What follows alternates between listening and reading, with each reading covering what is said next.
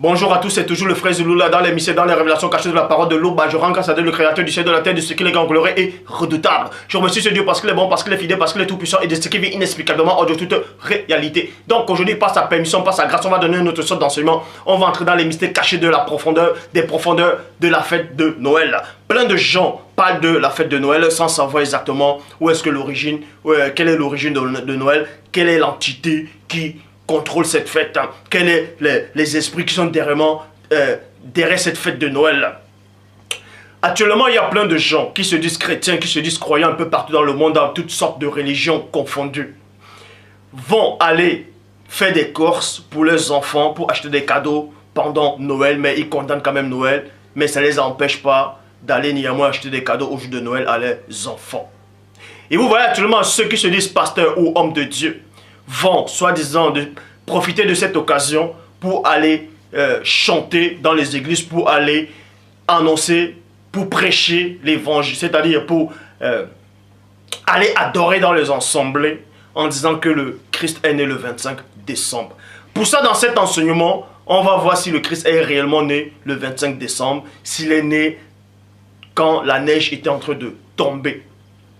Parce qu'il y a des versets bibliques qui démontrent le contraire. Pour ça, vous ne devez pas ignorer qu'il est dit dans Proverbe 19.2 que le manque de science n'est bon pour personne. Et dans Proverbe 25.2, la gloire de Dieu est de cacher des choses et la gloire des rois est de sonder des choses. Néanmoins, il est dit dans Deutéronome 29.29 que les choses cachées sont au Père, les choses révélées sont à vous, sont aux créatures, sont aux humains. Mais ce Dieu terrible et redoutable dit par son Esprit Saint, c'est-à-dire le monde dit Maloba que les apôtres authentiques ont chuté dans Jean 20.22, dans Jérémie 33.3, demande-moi et je te relèverai des choses cachées, des choses que tu ne sais pas. La question, avant de commencer l'enseignement, que j'aimerais vous poser, il y a plein de gens qui se posent ces questions. Ceux qui se disent, qui croient en Dieu, qui marchent avec le Dieu véritable. Vous posez cette question, si un ami ou quelqu'un de la famille ou un collègue vient vous offrir un cadeau pour l'occasion de Noël, durant le jour de Noël, est-ce que vous allez accepter ce cadeau? Est-ce que vous allez accepter ce cadeau?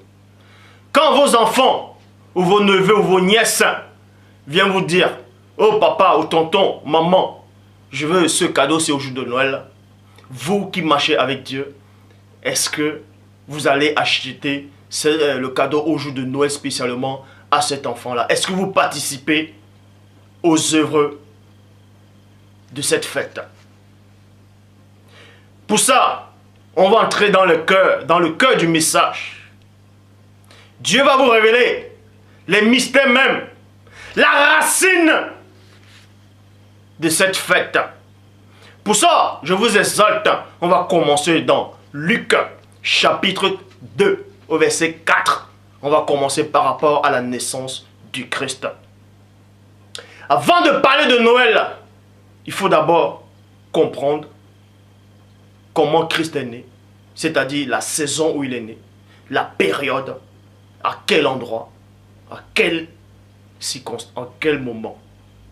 Pour ça, je vous exhorte tous de vérifier dans Luc chapitre 2 au verset 4, dans la Bible des semeurs. Il est dit, Joseph aussi qui habitait la ville, le village de Nazareth en Galilée, monta en Judée jusqu'à la ville de David, dont le nom est Bethléem.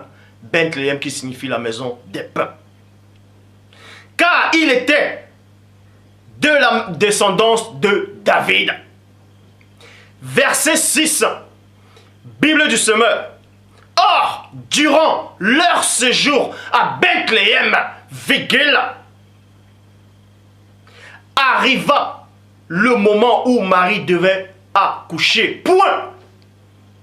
Donc vous apprenez ici, parce que Dieu, il est dit dans Job 33, 14, que Dieu parle cependant tantôt d'une manière, tantôt d'une autre, et l'on y prend point garde. Mais vous devez prendre garde ici. Pourquoi? Parce qu'il est dit dans Luc 2, verset 6, que Joseph et Marie séjournaient à Bethléem.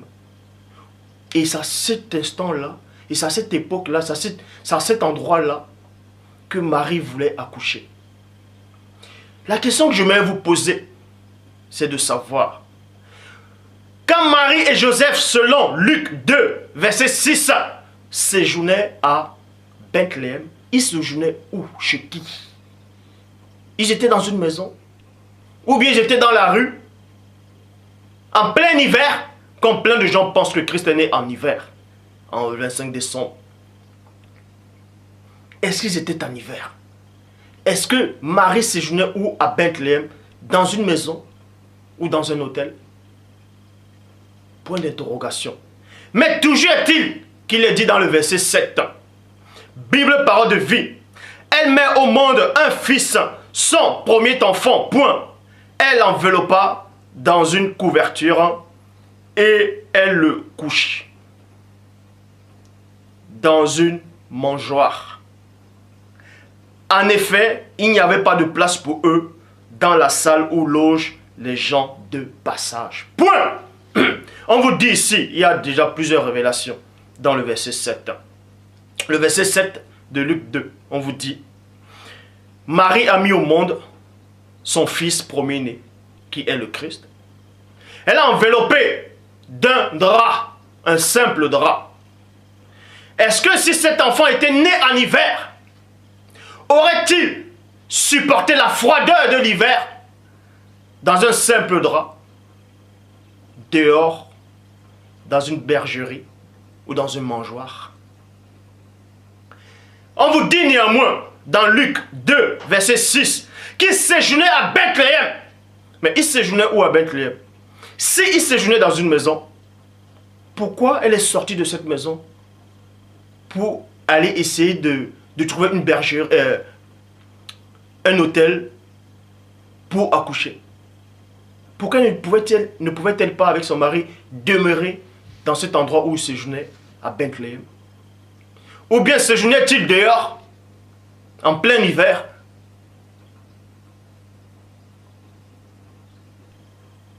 C'est la question que je veux vous poser. Avant de pouvoir parler de Noël, là, il faut comprendre les circonstances de la naissance du Sauveur. Dans quelle saison il est arrivé? Une mangeoire, c'est quoi? Auge dans laquelle mangent des animaux domestiques. On vous dit que le Christ, Marie, a accouché. Elle a accouché où? Dans d'autres versions, il est dit dans une bergerie. Et ceux qui vont acheter les cadeaux pour les enfants de Noël, ceux qui regardent l'émission télévisée, ceux qui vont sur Yahoo Google, qui tapent 25 décembre, on vous montre la photo, on vous montre un dessin de soi-disant, de ce sauveur-là, soi-disant qui est né le 25 décembre, ce petit enfant, dans une crèche. On vous dessine un bœuf, un âne. Et on vous montre la neige qui tombe. Quand vous remarquez bien le dessin, on ne voit même pas comment l'enfant est bien couvert. Donc en plein hiver, Marie, sa maman, qui a l'instinct maternel, couvre juste un petit bébé qui vient de naître avec un simple drap en hiver, dans la froideur de l'hiver. Si pour vous, Christ est né le 25 décembre, faites attention.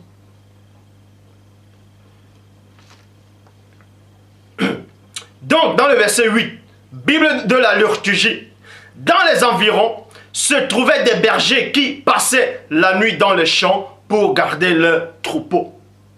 On vous dit dans cette contrée, dans cet endroit-là, dans les environs, il y avait des bergers qui vivaient dans les champs, dans d'autres versions, et qui, dans la nuit, gardaient les troupeaux. Est-ce qu'on garde les troupeaux dans la nuit en hiver, dehors? Parce qu'il n'y a aucune version qui dit que ces bergers-là avaient une maison dans les champs. On vous dit néanmoins qu'ils étaient dans les champs la nuit et ils gardaient les troupeaux. Dans les versions, ils nourrissaient les troupeaux par le truc de la veille. Les pailles, tout ça de la veille. Donc, nulle part, il est dit ici qu'il faisait froid quand les bergers étaient dehors. Premièrement, on vous demande que les bergers ne pouvaient pas garder les troupeaux dehors en plein hiver. Parce que ce n'était pas en hiver. C'était une saison où il faisait chaud. Le soir, il faisait doux. Premièrement. Et il y a des versions, il y a des passages bibliques qui le démontrent. Que Christ ne pouvait à aucun moment naître en hiver. Que ce soit même le 25 décembre. Pour ça, je vous exhorte d'aller dans Esdras, le livre d'Esdras, chapitre 10, au verset 9, Bible seconde 21. Tous les hommes de Juda et de Benjamin se rassemblaient donc à Jérusalem. Dans les 3 jours, point, c'était le 20e jour du 9e mois. Mais on va vous donner la révélation, c'est que d'après la Bible, d'après le calendrier biblique, en tout cas, à cette époque on a écrit cela, d'après la Bible, le calendrier biblique, pas le calendrier qu'on vient de modifier après les Romains. Bon, moi je parle du calendrier à cette époque, selon les saisons, selon les dates à cette époque. Donc, selon la Bible dans Esdras, chapitre 10, au verset 9, les hommes de Juda et de Benjamin se rassemblaient donc à Jérusalem dans les 3 jours. Point. C'était le 20e jour du 9e mois. Et le 9e mois, selon la Bible, c'était l'hiver. Est-ce que vous comprenez? Le 9e mois, c'était la période hivernale. C'était l'hiver. Et on va vous le démontrer. Tout le peuple s'installait sur la place de la maison de Dieu, virgule, trembla à la fois à cause de la situation et à raison de la pluie. Dans le 9e mois, il pleuvait. En hiver, il peut aussi pleuvoir. Vous avez dû voir cela. Bible des peuples, parce qu'il pleuvait. Verset 13, Bible seconde 21. Mais le peuple est nombreux, le temps est à la pluie, et nous n'avons pas la force de rester dehors. Dans la période de l'hiver, à cette époque-là, il était en train de pleuvoir, ça dépendait des moments. Il pleuvait, des pluies torrentielles. Et ils ne pouvaient pas rester dehors. De même que si les bergers, eux, ils avaient la force de rester dehors avec les brebis, avec les moutons, tout ça là, les troupeaux, c'est que c'était pas le 9e mois. C'est que c'était pas, oui, le 9e mois. Dans la traduction, Pierrot Clamet Liéné le dit, c'est le temps des pluies et il n'est pas possible de rester dehors. Jérémie, chapitre 32, au verset 22. Jérémie 36 plutôt. Jérémie chapitre 36 au verset 22. Bible parole de vie. Il est dit, c'était le 9e mois.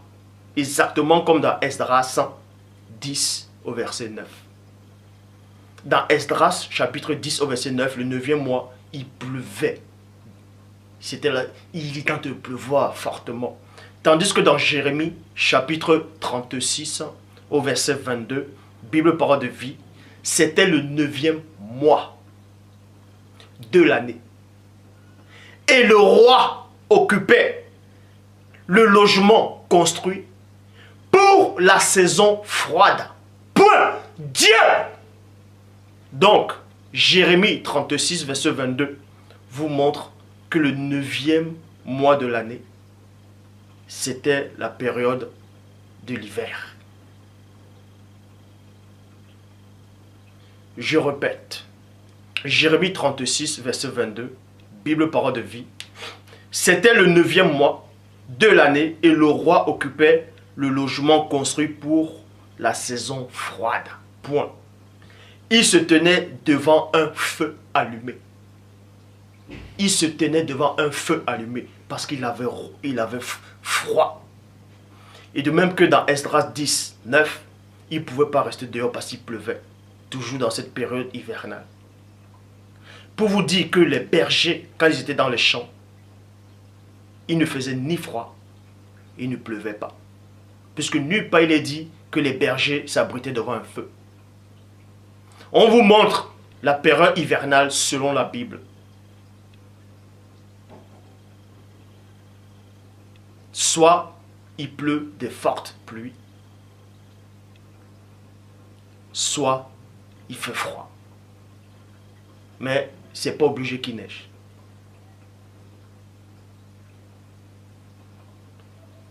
Dans la notion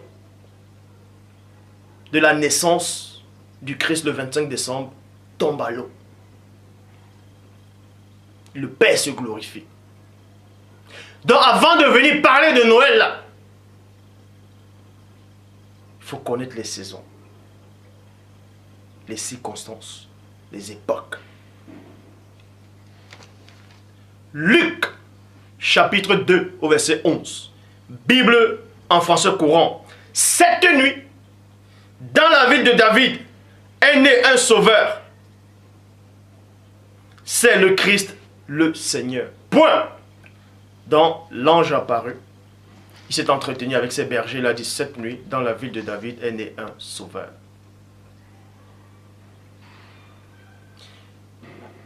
Le petit enfant qui est né, qu'on a mis dans une mangeoire, dans une crèche, tout ça, étable, avait un simple drap.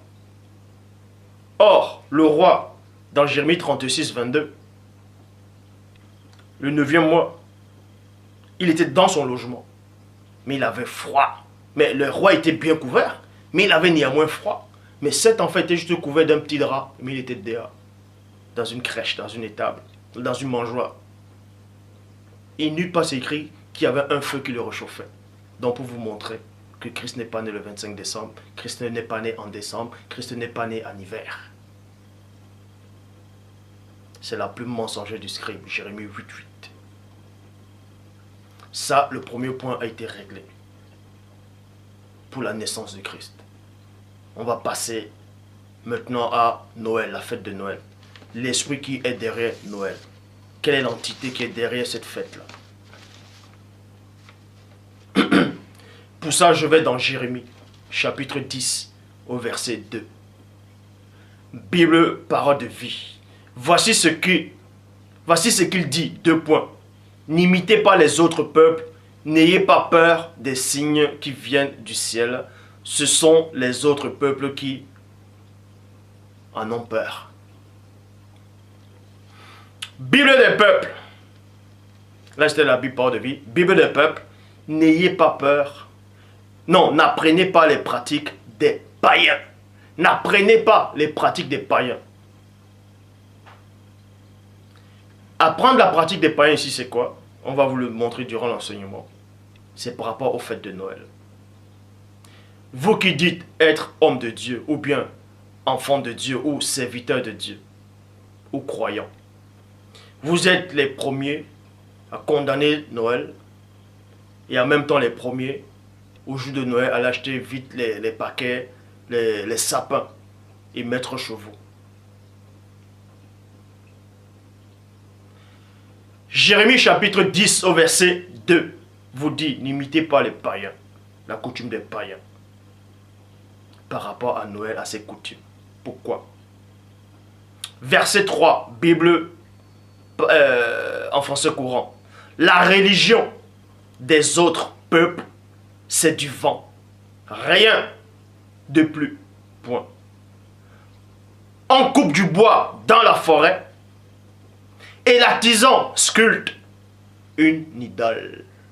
Exactement comme ce gisait aux yeux bleus sur votre croix. Verset 4. On l'embellit d'or ou d'argent. Point. On doit la fixer avec un manteau et des clous pour qu'il tienne bien droit. Là, c'est votre sauveur.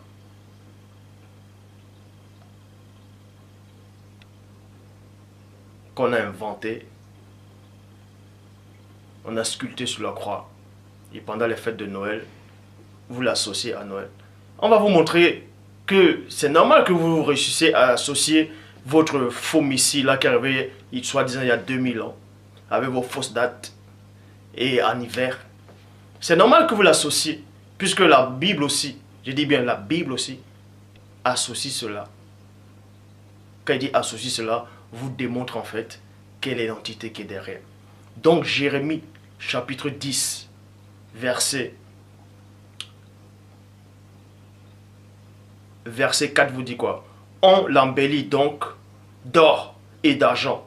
Exactement comme chez les catholiques et dans plein d'églises orthodoxes. Bref, il y en a tellement. D'argent. On doit la fixer avec un manteau et des clous pour qu'il tienne bien droit. Donc, on fixe votre idole là, que vous avez inventé. Vous dites que voilà le Fils de Dieu. Ah, voilà le Sauveur. Vous l'appelez JC. Vous voyez des gens dans l'église, soi-disant pendant les fêtes de Noël, ils sont tous chantés. Oh mon Sauveur, tu es Dieu. Oh papa, porte quoi.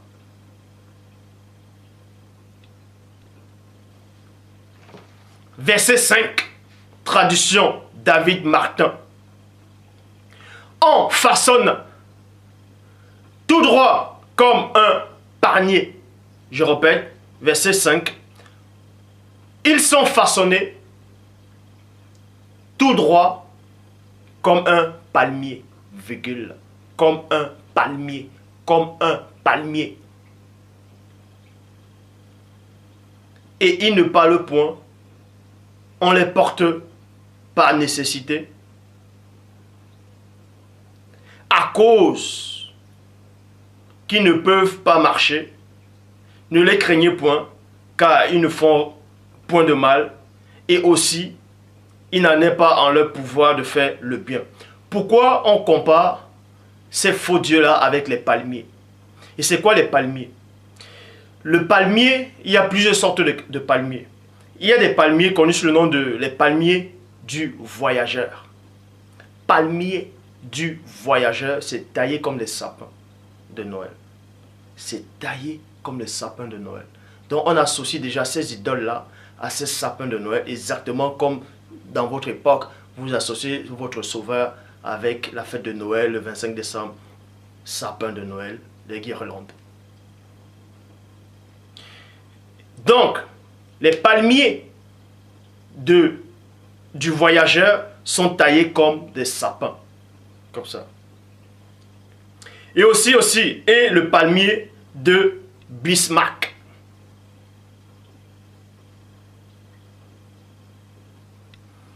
On va vous montrer maintenant quels sont ces esprits qui sont derrière le sapin de Noël et quel est l'esprit qui est derrière Noël et quel est l'esprit qui est derrière votre soi-disant Sauveur. Ézéchiel, dont on compare les sapins, ce sont des sapins en fait. Ici, là, c'est votre sapin de Noël. Vous achetez des sapins artificiels ou bien vrais, peu importe. Vous les mettez, vous faites des lumières. Vous dites, ouais, les enfants sont ignorants, c'est pas grave. C'est pas grave, mais vous laissez quand même entrer des portes d'entre chez vous. C'est pas grave, Dieu va comprendre.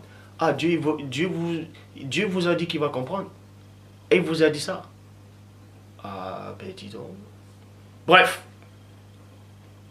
Vous achetez des guirlandes, des sapins de Noël. Vous mettez dans vos salons. Vous mettez des cadeaux. Vous dites aux enfants, allez dormir. Ils se lèvent la nuit. Ah, papa m'a acheté des cadeaux. Ah, tonton, je veux la PlayStation. Oh, je veux la Xbox. Ah non, je veux une tablette. Non, je veux un écran plasma.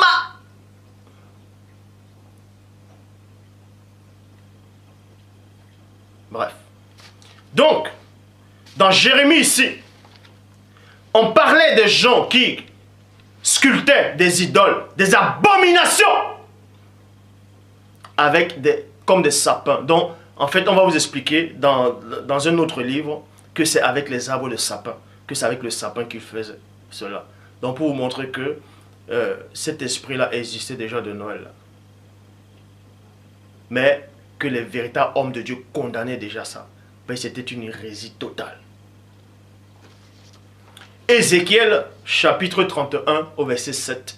Pour vous montrer qu'en fait, même les esprits, dans le plan spirituel, on peut le considérer comme des arbres. Ézéchiel, chapitre 31, verset 7. Là, c'est le chérubin jadis oint. Bible, parole de vie. C'est un arbre magnifique. Il est haut et grand. Ses branches sont très étendues. En effet, ses racines plongent dans le sol rempli d'eau. Dans le sol rempli d'eau. Verset 8. Traduction David Martin. Là, ici, il est question des esprits. Là, c'est dans le plan spirituel.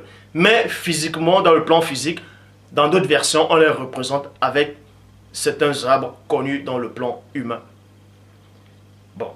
Et dans le verset 8, traduction David Martin, les cèdres qui étaient au jardin de Dieu ne lui ôtaient rien de son lustre.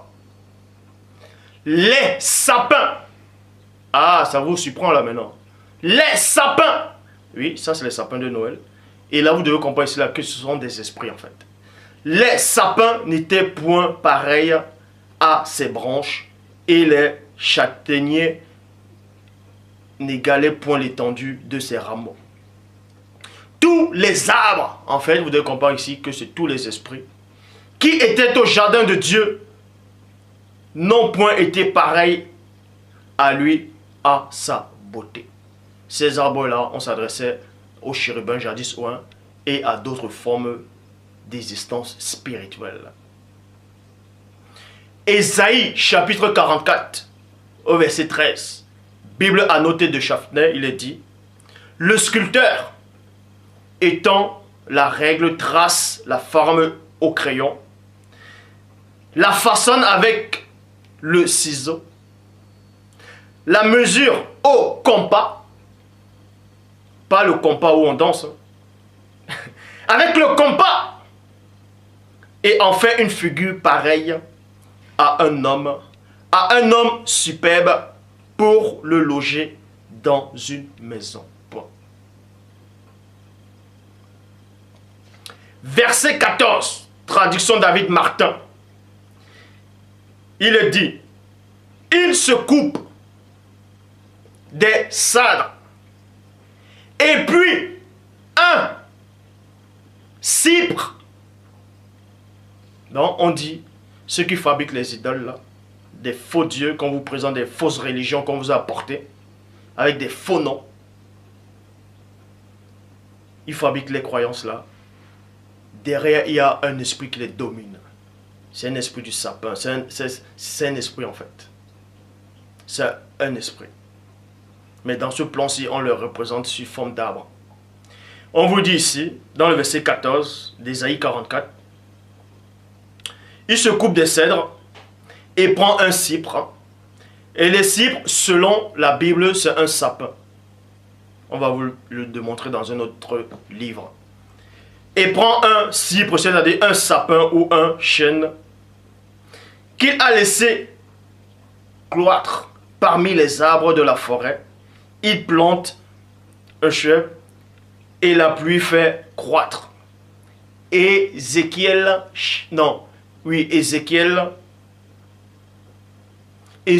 31, verset 8, traduction David Martin. Les cèdres qui étaient au jardin de Dieu ne lui ôtaient rien de son lustre. Les sapins, vous voyez, les sapins n'étaient point pareils à ses branches. Tandis que dans Louis II, 1910, on enlève le mot sapin, on remplace ça par cypre à la place de sapin. Pour vous montrer que dans Ésaïe 44, verset 14, il coupe des cèdres et il prend un cypre. Vous voyez? Bon, c'est-à-dire, ces gens-là, ces adorateurs-là, on vous montre spirituellement comment ils font dans le monde occulte. Que vos faux dieux-là sont liés à un esprit de sapin de Noël, à une entité qui est derrière cet arbre-là, connu, en tout cas ici, là, par le nom de sapin. Ésaïe 44, au verset 15, traduction Abbé Filion. Ces arbres, vous voyez, en gros, sont des sapins.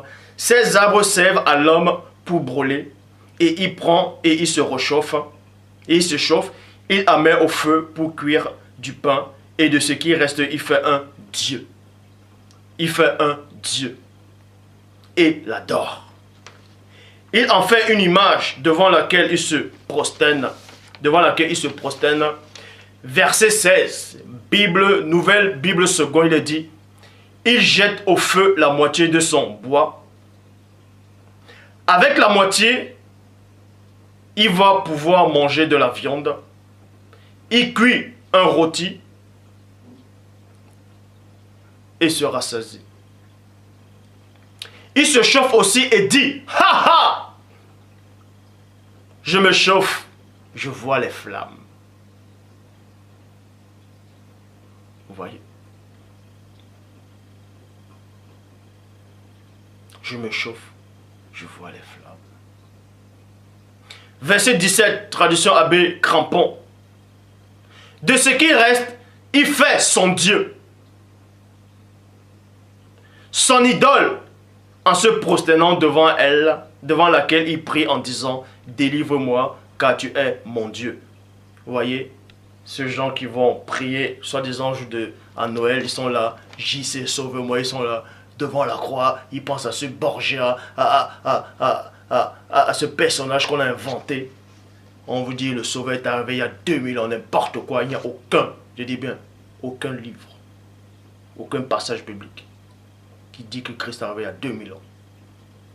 Et c'est les mêmes gens qui disent qu'il est arrivé il y a 2000 ans, qui disent aussi qu'il est né le 25 décembre. J'ai démontré, selon la Bible, que Christ ne pouvait pas naître en décembre. Et que le sapin de Noël, tout ça là, sont des trucs diaboliques. Ce sont des esprits qui sont derrière. Et la parole condamne ça. Verset 18. Bible, parole de vie. Ces gens-là ne savent rien. Dans notre version, ils n'ont aucune connaissance. Ils ne comprennent rien. En effet, les yeux et leurs esprits sont bouchés. Et ils ne peuvent pas comprendre. Ils ne peuvent pas comprendre. Là, la parole vient de démontrer que Noël n'est pas une fête à l'honneur du vrai Christ. Parce que la fête de Noël, ici, se base par rapport à la naissance du Christ, le 25 décembre. Et bibliquement, on vous a démontré que Christ ne pouvait pas naître le 25 décembre ni en hiver.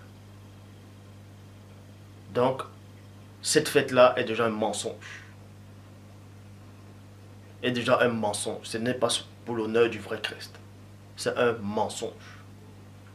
Et si vous célébrez une fête qui est basée sur un mensonge, c'est que vous-même vous êtes dans le mensonge. Vous tolérez le mensonge.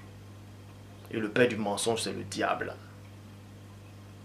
Maintenant, plein de gens, plein d'entre vous, vous allez me poser la question. Si donc, votre enfant vous demande, est-ce que vous pouvez offrir des cadeaux à vos enfants au jour de Noël? Ou bien, est-ce qu'on peut vous offrir, si on vous offre un cadeau au jour de Noël, est-ce que vous allez accepter ou bien dire non? Tout ce que moi je peux vous répondre, c'est quoi? C'est que selon la Bible, quand Christ est né, les mages d'Orient sont venus avec des présents, des cadeaux pour offrir à l'enfant. Mais l'enfant était tellement petit, il ne pouvait pas prendre. Et nulle part c'est écrit que Marie, sa maman, et Joseph, son papa adoptif, ont refusé les présents. Le Père s'est encore glorifié.